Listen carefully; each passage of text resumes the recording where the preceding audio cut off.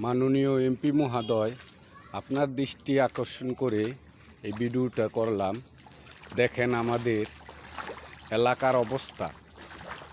আপনি দেশের এবং এলাকার প্রতিনিধি, আপনি একটু লক্ষ্য দিলে আমাদের জনগণের দুর্ভোগ অনেক কিছু কমে। তো আপনার দৃষ্টি আকর্ষণ করে আমি ভিডিওটা করতেছি, যাতে আপনার কাছে ভিডিওটা যায়। সবাই ভিডিওটা শেয়ার করবেন।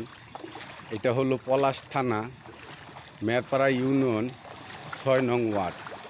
তো আমাদের পলাশ থানার মাধ্যমে কে এমপি মহোদয় সেটা অনেকেই জানে। তো আমি আর নাম ভাঙ্গে বলতে ইচ্ছুক না। দেখেন, বৃষ্টির পানি জলাবদ্ধ হয়ে মেন রাস্তার উপরে এভাবে পানি নৌকা চলাচলের উপযোগী হয়ে গেছে। তো অবশ্যই আপনার দৃষ্টি আকর্ষণ করে বলতেছি, জনগণের একটু সুবিধার জন্য আপনার সরকারের কাছে আবেদন করে এই মেরপাড়া ৬ নং ওয়ার্ডের রাস্তাটার জন্য অবশ্যই একটু চেষ্টা করবেন। আপনার কাছে বিকল অনুরোধ করতেছি।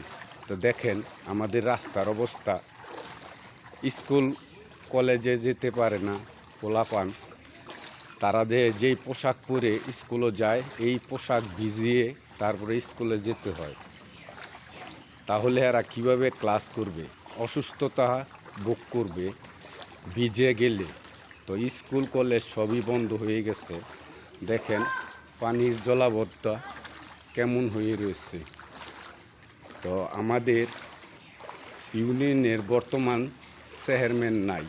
তো আপনাদের দৃষ্টি আকর্ষণ চাইতেছি যে অতি সত্ত্বে আমাদের মেরপাড়া ইউনিয়নের ৬ নং ওয়ার্ডের রাস্তাটার অবশ্যই একটু লক্ষ্য দিবেন।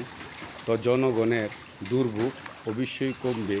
আর আমার ভিডিওটা যারই কাছে যায় অবশ্যই শেয়ার করবেন, যাতে এমপি মহোদয়ের কাছে গিয়ে পৌঁছায়।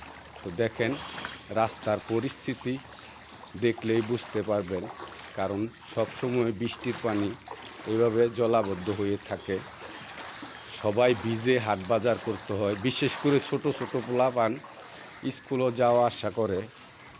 দেখেন আপনারা দেখলেই বুঝতে পারবেন, পড়ায় হাঁটু পানি দেখতেছেন।